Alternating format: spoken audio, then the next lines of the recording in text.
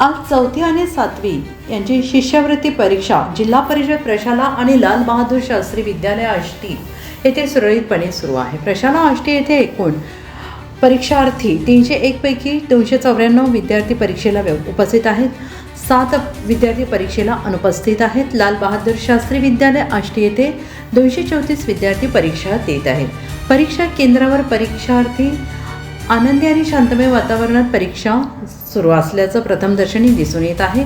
परीक्षेचे यशस्वी नियोजन गटशिक्षण अधिकारी भारत वानखेडे साहेब, केंद्रप्रमुख राम सोळंके जोगडे सर, राम कदम, केंद्र संचालक घोंगडे सर, दासलवाड सर आणि सर्व पर्यवेक्षक सहकारी शिक्षक यांच्या परिश्रमाने परीक्षा सुरळीतपणे सुरू आहे.